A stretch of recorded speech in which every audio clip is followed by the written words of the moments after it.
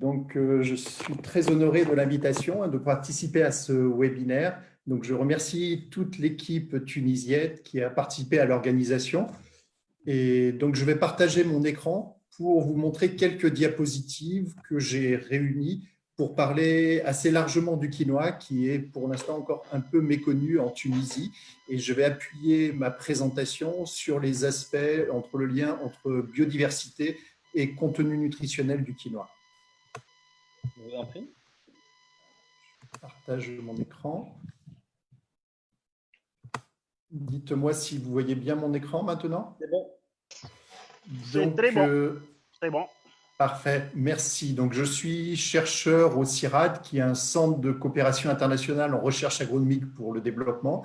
Et je travaille sur le quinoa depuis plus d'une quinzaine d'années, entre 15 et 20 ans, et à l'échelle mondiale. Donc, les informations que je vais présenter aujourd'hui ne s'intéressent pas ou sont pas simplement basées sur l'expérience que j'ai avec les pays du Maghreb et du pourtour de la Méditerranée, mais sont aussi basées sur ma connaissance, mon expérience à l'échelle mondiale de l'expansion de la culture du quinoa. L'idée de faire le lien entre la biodiversité quinoa et une agriculture sensible aux aspects nutritionnels est vraiment importante pour reprendre les propos du docteur Chedli Abdelli, parce que ce qu'on voit, c'est qu'en général, on s'intéresse davantage à la sécurité alimentaire qu'à la sécurité nutritionnelle. Et aujourd'hui, on est face au niveau mondial par rapport à l'agriculture, à l'alimentation mondiale, à une stagnation des rendements pour les principales cultures majeures que sont les principales céréales, comme le blé, le maïs, y compris les pommes de terre pour les tubercules. Donc, le riz aussi arrive à une stagnation des rendements. Et derrière ce niveau maximum où on atteint des rendements, donc on a du mal à produire davantage pour faire face à l'augmentation de la population mondiale, mais surtout, pour pouvoir atteindre ces rendements, on a progressivement érodé le contenu nutritionnel de ces espèces dites majeures pour l'alimentation et l'agriculture mondiale. Et on voit que le taux de protéines, par exemple, des blés au niveau mondial a presque été divisé par 2 en 50 ans. Donc, s'intéresser à des espèces dites mineures aujourd'hui, sous-utilisées, comme le cas du quinoa, sont des espèces qui sont riches nutritionnellement et qui peuvent apporter des opportunités en termes de rusticité pour pouvoir être adaptées dans des environnements marginaux, dans les zones arides, semi-arides, donc où est la sécheresse, ou pour des irrigations complexes lorsqu'il y a beaucoup de salinité, à la fois dans les sols ou dans les eaux d'irrigation, et qui permettent aussi donc d'accéder à des zones conventionnelles pour les usages de l'eau en agriculture. Le premier point que je voudrais souligner, donc pour aller dans le sens de ce que nous disait le Dr Chedli dans la précédente présentation, la domestication est un processus très long. Si vous voyez les deux photos à gauche de mon écran, on voit donc l'ancêtre du quinoa cultivé qui a été domestiqué il y a à peu près 7000 ans sur les hauts plateaux andins à la frontière entre le Pérou et la Bolivie, à 4000 mètres d'altitude au bord du lac Titicaca.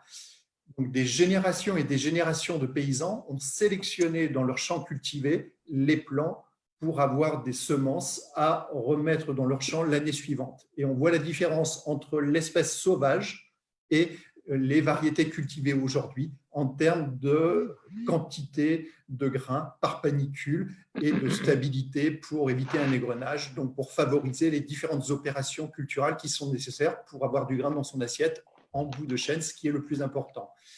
Ce qu'on voit, c'est qu'au niveau mondial, la conservation de la biodiversité est un élément clé qui est reconnu par la communauté internationale, aussi bien pour faire face aux effets du changement climatique et adapter nos agricultures aux effets du changement climatique, et aussi prendre en considération les évolutions de l'agriculture moderne, l'agriculture industrielle, conventionnelle, pour éviter de dégrader davantage les écosystèmes, les agroécosystèmes, et bien réfléchir au niveau fonctionnement écologique de nos écosystèmes, comment adapter de nouvelles espèces et que ces espèces profitent des synergies avec des espèces qui vont permettre d'éviter d'utiliser des pesticides, des herbicides. Le quinoa est une espèce andine parmi d'autres, puisque les hauts plateaux andins de l'altiplano constituent un hotspot au niveau biodiversité, et on a beaucoup d'autres espèces considérées comme mineures, même si le focus et le zoom est mis aujourd'hui sur le quinoa. Et il faut bien considérer à l'échelle mondiale, sur les différents continents, quels sont ces super aliments qui pourraient être utilisés et suivre le modèle du quinoa pour contribuer à l'agriculture et l'alimentation mondiale. Ce qu'il faut bien rappeler, ce que je disais, c'est que si on dispose aujourd'hui de cette biodiversité du quinoa pour l'adapter à de nouveaux environnements de culture à l'échelle mondiale, c'est bien parce qu'il y a eu des processus évolutifs d'adaptation qui ont été liés à un travail de génération et génération d'agriculteurs et que ces processus évolutifs donc, jouent sur les interactions entre des processus biologiques, géographiques, de changement d'écosystème, climatiques, d'adaptation à différents pédoclimats, sociaux et culturels, dans les relations entre groupes humains et comment ils s'échangent des semences en fonction des liens de mariage, en fonction des réseaux socio-professionnels ou en fonction de voyages. Et c'est ce qui détermine aujourd'hui la grande diversité génétique du quinoa qui peut être utilisé pour l'expansion de la culture au niveau mondial. Et c'est important de rappeler et reconnaître le travail des paysans andins qui nous font bénéficier de ça aujourd'hui. Le quinoa, je disais, a été domestiqué il y a 7000 ans. Et ce qu'on peut remarquer dans l'histoire de cette espèce, qui est une histoire longue, c'est quand même qu'il a été rejeté au moment de la conquête espagnole de l'Amérique du Sud du fait de caractéristiques particulières du grain qui contenait des saponines. Le fait d'avoir des saponines, un savon naturel qui entoure la couche externe du grain, le rendrait impropre à la consommation humaine sans un lavage pour retirer de ce savon qui était toxique en alimentation humaine. Donc, du fait des complications post-récolte, il n'a pas eu un développement comme le maïs mexicain ou d'autres tubercules, la pomme de terre, qui venaient des hauts plateaux andins aussi. Il a réellement été redécouvert dans la seconde moitié du XXe siècle du fait de sa très haute valeur nutritionnelle. Et aujourd'hui, on voit qu'on a beaucoup de producteurs, d'agriculteurs en dehors des Andes qui s'intéressent à l'expérimenter. Et ce qui paraît important de rappeler, c'est qu'il est important d'intégrer le quinoa dans des systèmes de culture diversifiés. Ce qui est important, c'est de voir que le quinoa ne va pas forcément remplacer des espèces locales, mais peut contribuer à atténuer les chocs, à donner plus de souplesse, de résilience aux systèmes de culture lorsqu'ils sont soumis à des environnements extrêmes. Et ça donne une alternative, une option de plus qui permet de limiter les baisses de rendement interannuelles au sein de l'année pour les producteurs. La conservation des ressources génétiques est l'élément clé qui permet cette adaptation. Et donc, les relations entre pays andins et pays hors zone andine sont clés pour développer des collaborations bilatérales, à la fois pour accéder à ces ressources génétiques, mais aussi pour bénéficier de l'expérience de tous les chercheurs et agriculteurs des pays andins qui peuvent nous conseiller sur un peu l'itinéraire technique à adopter, à adapter dans d'autres contextes de culture. L'arrivée du quinoa dans la zone méditerranéenne ne date pas d'hier.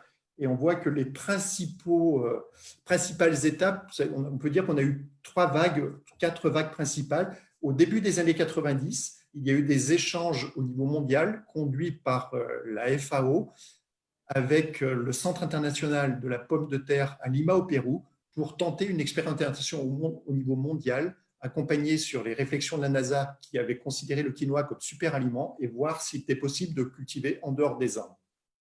L'Italie, l'Espagne et la Grèce ont été les premiers candidats européens à tester le quinoa en dehors des Andes pour l'Europe. Ils cherchaient à remplacer le tabac et le coton, qui étaient des cultures déjà qui tolèrent la sanité, les problèmes d'irrigation en excès et qui pouvaient fournir donc une production agricole à haute valeur alimentaire pour les marchés européens. Fin des années 90, le Maroc a introduit le quinoa au niveau de l'IAV, Hassan II, par le professeur Wafay Ben Habib, pour adapter une nouvelle espèce pour faire face aux sécheresses, salinités, et dans l'idée d'une diversification pour améliorer la sécurité alimentaire. Au début des années 2000, toujours sur le pourtour méditerranéen, la France, la Turquie, l'Israël, l'Égypte ont été 4 pays qui étaient traditionnellement importateurs de quinoa pour la consommation, qui se sont mis à développer leur propre culture dans le pays. Et ce qu'on voit, c'est que les importations continuent d'augmenter dans ces pays, même si on a une production naissante dans ces pays, qui permet de maintenir une relation commerciale et un soutien aux petits agriculteurs andins qui ont besoin d'exporter leur production de quinoa.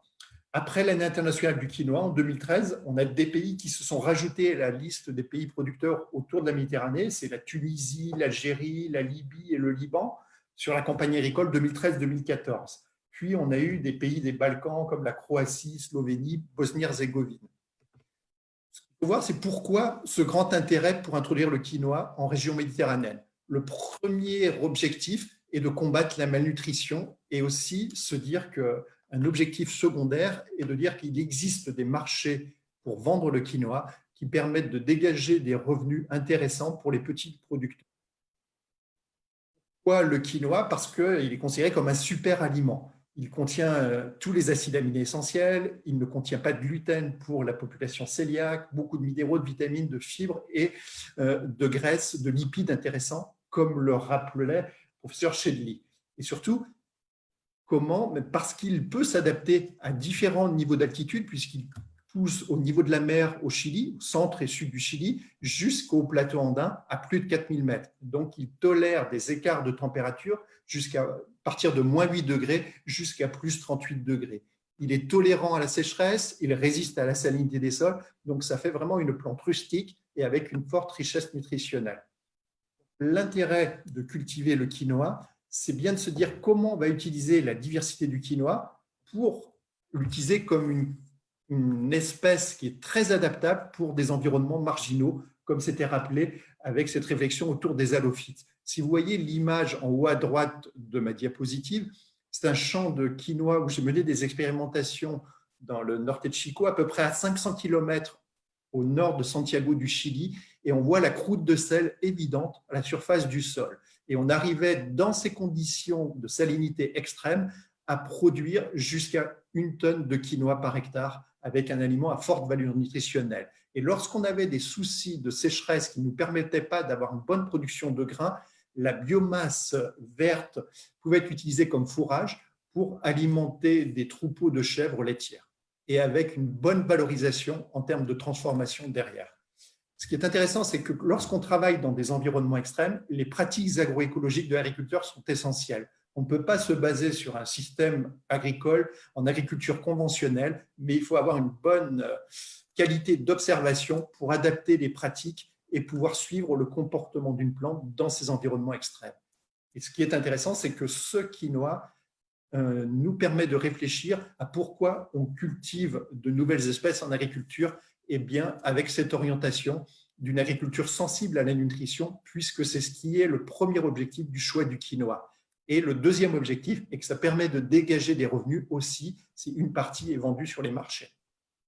Si on a l'ensemble de ces éléments pour changer les modèles agricoles d'un point de vue transformateur dans un objectif d'alimentation, il faut bien reconnaître tout le travail de maintien de l'agrobiodiversité pour faire face aux changements globaux et toujours réfléchir à ce lien entre les pays andins et le reste du monde pour accéder à des ressources génétiques diversifiées, comprendre comment ces différentes variétés sont utilisées et sont valorisées en fonction de leur contenu pour pouvoir adapter ça et se l'approprier en dehors du monde. Ce qui est important, c'est de bien pouvoir relier la biodiversité à une diversité au sein de la diète alimentaire. Les différentes variétés qui sont cultivées dans les pays andins répondent à une composition en nutriments différente et qui vont permettre de développer des plats particuliers, en fait, en fonction de la composition en protéines particulières, du taux de fibres, des taux de graisse de certaines variétés, ou aussi par rapport à la qualité des glucides et la transformation possible de certains types d'amidons derrière. Et c'est essentiel de bien intégrer les choix variétaux par rapport aux usages qu'on va pouvoir faire derrière et bien lier la biodiversité des variétés qui seront cultivées dans les champs aux usages diversifiés qu'on pourra avoir derrière, comme le rappelait le Dr Shedley. Il n'y a pas que le grain, il y a aussi les feuilles, il peut y avoir des transformations en farine, on peut extraire des lipides d'intérêt, etc., etc. Je ne vais pas détailler cet aperçu des qualités nutritionnelles du quinoa, mais rappeler que si on compare avec le riz, qui est la principale céréale sans gluten utilisée au niveau mondial pour l'alimentation des cœliaques, on voit que la composition en protéines du quinoa est presque 3 fois supérieur en termes de contenu en acides aminés essentiels, sans aucun acide aminé essentiel qui intervient comme facteur limitant par rapport aux besoins humains, contrairement aux céréales classiques. La qualité des lipides avec des oméga 3 et des oméga 6 sont extrêmement intéressants, puisqu'ils constituent plus de 50% des lipides contenus dans le quinoa, des bonnes graisses. On a un taux de fibres extrêmement intéressant, 14 à 16 grammes pour 100 grammes, ce qui en fait un aliment de prédilection, en particulier pour les personnes âgées qui ont des problèmes de digestion, facilité à digestion. Et les contenus en minéraux sont aussi intéressants par rapport à des niches, des segments de population qui ont des besoins particuliers, que ce soit des jeunes enfants en très bas âge, que ce soit des femmes enceintes ou allaitantes, que ce soit les personnes âgées par rapport à recomposition, reminéralisation de leur corps. Et les vitamines entrent aussi dans cet esprit de valorisation. L'idée, c'est que si on veut bien prendre en compte cette valeur nutritionnelle, il faut penser la diversification des espèces dans le système de culture en même temps que l'utilisation qu'on va faire de ces quinoas au niveau de l'alimentation des familles. L'exemple du bouton que j'ai choisi dans l'Himalaya, c'est pour dire que ça a été une expérience très réussie d'un projet que j'ai coordonné pour la FAO pendant 2 ans là-bas. C'est que dès le début du projet, chaque atelier avec les agriculteurs futurs producteurs était associé avec des aspects d'imagination de nouveaux plats où le quinoa serait intégré. C'est-à-dire bien en amont des aspects agronomiques d'adaptation de la culture, on travaillait en parallèle tous les aspects d'utilisation, d'appropriation des différentes variétés de quinoa pour les faire entrer dans les plats traditionnels ou en adaptant ces plats traditionnels avec les spécificités du quinoa. Donc, ce qui est important, c'est pour pouvoir approprier le quinoa, il y a besoin de relier 3 grands aspects. Le premier aspect qu'on voit, c'est le paysage, comment la culture va pouvoir s'intégrer, est-ce qu'elle est adaptable, c'est le plus facile. Tous les agronomes vont trouver dans la diversité des variétés, donc certaines variétés qui vont répondre aux exigences environnementales des conditions, de quelle que soit la partie du monde, on va y arriver. Après, c'est trouver et collaborer avec les femmes pour tout ce qui est opération post-récolte, pour enlever la saponine, pour pouvoir préparer les grains et de les rendre disponibles dans les marchés locaux pour la population. Le côté marketing sert à ça, mais c'est une vitrine, c'est un discours pour enrober tout le travail qui a été fait par les femmes pour s'approprier cette culture, toutes les technologies post-récolte, pour ensuite le lier à une introduction du quinoa et une adaptation dans les plats traditionnels, qu'on peut le voir ici dans 2 photos que j'ai prises en Algérie, avec du quinoa travaillé sous forme de couscous et une salade type taboulé avec des verdures, donc des végétaux verts. Les derniers messages que je voudrais conserver en guise de conclusion sont les suivants. Il est très important de bien réfléchir si on veut que la culture de quinoa puisse être intégrée dans de différents systèmes à l'échelle mondiale, de réfléchir à l'accès à une diversité de variétés, donc à un germplasme, donc une diversité génétique élevée, et qu'il y ait bien une collaboration bilatérale avec les pays andins qui ont travaillé à la sélection conservation de ces variétés locales. Et qu'ensuite, il va falloir travailler, réfléchir à maintenir ces dynamiques d'évolution de la biodiversité une fois adaptées à un nouvel environnement sous de nouvelles contraintes. Et pour moi, le quinoa est bien plus qu'une espèce cultivée, puisque la biodiversité du quinoa et l'utilisation avec des pratiques agrologiques font qu'on peut réfléchir ensemble au niveau mondial à ce que sera l'agriculture, l'alimentation de demain, pour réfléchir à des systèmes agroalimentaires innovants qui vont vraiment faire changer le modèle agricole qu'on veut pour demain et le diffuser à l'échelle mondiale. Et le quinoa peut servir d'exemple et de support pour ça. Donc, je vous remercie pour votre attention. Et une petite phrase qui est tirée de la Convention des parties qui est au Mexique en 2013 sur la Convention sur la diversité biologique. Et notre alimentation est la clé majeure pour protéger la biodiversité. Et ça me paraît essentiel que si on veut avoir une alimentation diversifiée, il faut qu'on maintienne une diversité de variétés et toutes les connaissances associées à l'utilisation de cet ensemble de variétés de quinoa. Merci.